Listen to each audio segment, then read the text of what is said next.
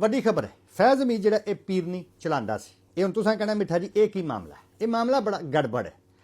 ਇਹ ਫੈਜ਼ ਹਮੀਦ ਪੀਰਨੀ ਨੂੰ ਇੰਝ ਹੀ ਚਲਾਉਂਦਾ ਸੀ ਜਿਵੇਂ ਬਾਲ ਜਿਹੜੇ ਨੇ ਇਹ ਮਹੱਲਿਆਂ ਦੇ ਵਿੱਚ ਸਾਈਕਲ ਚਲਾਉਂਦੇ ਨੇ ਮਹੱਲੇ ਦੀ। ਯਾਨੀ ਕਿ ਪੀਰਨੀ ਇੰਝ ਹੀ ਸੀ ਜਿਵੇਂ ਮਹੱਲੇ ਦੀ ਸਾਈਕਲ ਹੈ।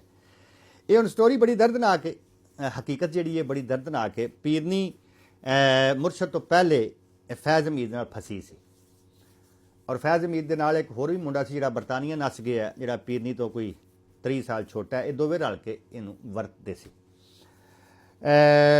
ਉਸ ਤੋਂ ਬਾਅਦ ਇੰਝ ਹੁੰਦਾ ਕਿ ਮੁਰਸ਼ਦ ਦੇ ਬਾਰੇ ਪਤਾ ਚੱਲਿਆ ਫੈਜ਼ ਨੂੰ ਕਿ ਇਹਨੇ ਪੀਰਨੀ ਦੀ ਨਿੱਕੀ ਭੈਣ ਮਰੀਮ ਬੱਟੂ ਜਿਹੜੀ ਹੈ ਉਹ ਫਸਾਈ ਹੈ ਔਰ ਉਹਦੇ ਵਿੱਚੋਂ ਇਹਨੇ ਇੱਕ ਯੂਥੀਆ ਵੀ ਉਹਨੂੰ ਧਰਿਆ ਅੰਦਰ ਤੇ ਉਹ ਰੌਲਾ ਪੈ ਗਿਆ ਤੇ ਇੱਕ ਸਹਾਫੀ ਨੇ ਉਹ ਖਬਰ ਛਾਪ ਦਿੱਤੀ। ਉਸ ਤੋਂ ਬਾਅਦ ਉਹ ਸਹਾਫੀ ਦਾ ਨੱਕ ਮੂੰਹ ਜਿਹੜਾ ਉਹ ਵੀ ਫੈਜ਼ ਨੇ ਪੜਵਾ ਦਿੱਤਾ। ਉਹ ਸਹਾਫੀ ਵੀ ਸਾਡਾ ਕਲਾਸ ਫੈਲੋ ਹੈ।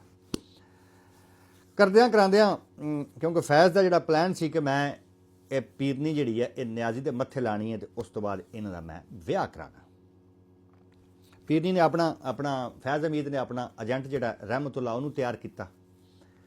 ਤਿਆਰ ਕਰਨ ਤੋਂ ਬਾਅਦ ਪੀਰਨੀ ਦੇ ਹਵਾਲੇ ਕੀਤਾ ਔਰ ਪੀਰਨੀ ਨੂੰ ਕਿਹਾ ਕਿ ਤੂੰ ਇਹਨੂੰ ਫਸਾਣਾ ਔਰ ਫਸਾਣਾ ਵੀ। ਇੱਕ ਦੋ ਮੀਟਿੰਗਾਂ ਉਹਨੇ ਅਰੇਂਜ ਕਰਾ ਦਿੱਤੀਆਂ ਔਰ ਉਸ ਤੋਂ ਬਾਅਦ ਉਹ ਕੁਛ ਚਮਤਕਾਰ ਜਿਹੜਾ ਪਿੱਛੋਂ ਫੈਜ਼ ਹੁਕਮ ਦੇਣਾ, ਫੈਜ਼ ਨੇ ਦੱਸਣਾ ਰਹਿਮਤੁल्लाह ਨੂੰ ਕਿ ਇਹਨੂੰ ਦੱਸ ਕੇ ਕੱਲ 20 ਵਿਕਟਾਂ ਜਿਹੜੀਆਂ ਉਹ ਡਿੱਗ ਜਾਣੀਆਂ ਫਲਾਣੀ ਪਾਰਟੀ ਦੀਆਂ ਔਰ ਤਰੀਕ ਇਨਸਾਫ ਵਿੱਚ ਸ਼ਾਮਲ ਹੋ ਜਾਣਗੇ। ਉਹ ਪੀਰਨੀ ਨੇ ਅੱਗੋਂ ਉਹਨੂੰ ਦੱਸਣਾ, ਉਹ ਅਗਲੇ ਦਿਨ ਫੈਜ਼ ਨੇ ਉਹ ਕੰਮ ਕਰ ਦੇਣਾ ਔਰ ਇਸ ਤਰ੍ਹਾਂ ਉਹਦਾ ਇਤਮਾਦ ਜਿਹੜਾ ਉਹ ਬਹਾਲ ਕਰ ਦਿਆ। ਇੱਕ ਦਿਨ ਫਿਰ ਐਸਾ ਹੋਇਆ ਕਿ ਨਿਆਜ਼ੀ ਪੀਰਨੀ ਦੇ ਕਦਮਾਂ ਦੇ ਵਿੱਚ ਡਿੱਗ ਗਿਆ ਔਰ ਉਹਨੂੰ ਉਹਨੇ ਆਪਣਾ ਮੁਰਸ਼ਦ ਮੰਨ ਲਿਆ ਔਰ ਫੈਜ਼ ਦਾ ਜਿਹੜਾ ਮਨਸੂਬਾ ਸੀ ਉਹ ਕਾਮਯਾਬ ਹੋ ਜਾਂਦਾ।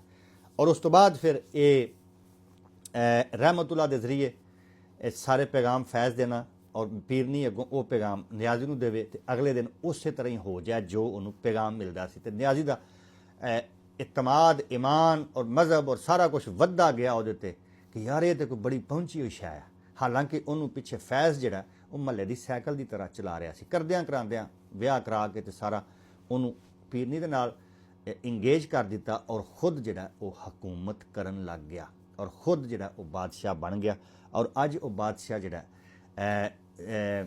ਸਜ਼ਾਏ ਮੌਤ ਦੇ ਦਹਾਨੇ ਦੇ ਉੱਤੇ ਉਹ ਪਹੁੰਚ ਚੁੱਕਿਆ ਔਰ ਜਿਹੜੀ ਸਾਈਕਲ ਉਹਨੇ ਪੀਰਨੀ ਸਾਈਕਲ ਹੀ ਸੀ ਨਾ, ਜਿਹੜੀ ਸਾਈਕਲ ਉਹਨੇ ਚਲਾ ਕੇ ਤੇ ਨਿਆਜ਼ੀ ਨੂੰ ਆਪਣੇ ਜਾਲ ਦੇ ਵਿੱਚ ਫਸਾਇਆ।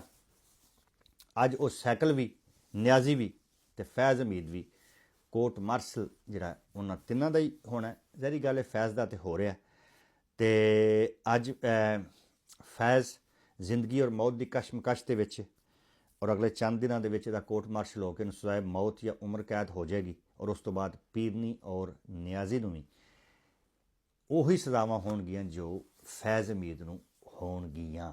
ਤੇ ਇਹ ਇੱਕ ਬੜਾ ਅਜੀਬੋ ਗਰੀਬ ਕਿਸਮ ਦਾ ਸਿਲਸਿਲਾ ਸੀ, ਅਜੀਬੋ ਗਰੀਬ ਕਿਸਮ ਦੀ ਇੱਕ ਗੰਦਗੀ ਸੀ। ਇਹ ਆਪਣੇ ਅੰਜਾਮ ਨੂੰ ਪਹੁੰਚ ਰਹੀ ਹੈ। ਬਲਾਸ਼ੁਬਾ ਇਹਨਾਂ ਤਿੰਨਾਂ ਨੇ ਮਿਲ ਕੇ ਪਾਕਿਸਤਾਨ ਤੇ ਹਕੂਮਤ ਕੀਤੀ ਔਰ ਫੈਜ਼ ਨੇ ਇਹਨਾਂ ਦੋਨਾਂ ਨੂੰ ਇਕੱਠਿਆਂ ਕਰਕੇ ਤੇ ਆਪਣੀ ਇੱਕ ਸਲਤਨਤ ਜਿਹੜੀ ਆ ਉਹ ਇਹਨਾਂ ਨੂੰ ਇਸਤੇਮਾਲ ਕਰਕੇ ਉਹ ਕਾਇਮ ਕੀਤੀ ਰੱਖੀ ਸੀ। ਔਰ ਪਾਕਿਸਤਾਨ ਦੇ ਵਿੱਚ ਔਰ ਪਾਕਿਸਤਾਨ ਤੋਂ ਬਾਹਰ ਜਿਹੜੇ ਲੋਕ ਸੀ ਉਹਨਾਂ ਨੂੰ ਮਸੀਹਾ ਜਿਹੜਾ ਉਹ ਦੱਸਿਆ ਗਿਆ ਕਿ ਇਹ ਤੁਹਾਡਾ ਮਸੀਹ ਹੈ।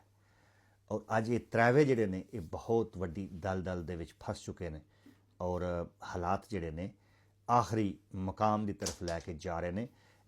ਜ਼ਹਿਰੀ ਗੱਲ ਇਹ ਗੰਦਗੀ ਦਾ ਨਤੀਜਾ ਵੀ ਗੰਦਾ ਹੀ ਨਿਕਲਦਾ ਹੈ। ਬਹੁਤ ਸ਼ੁਕਰੀਆ।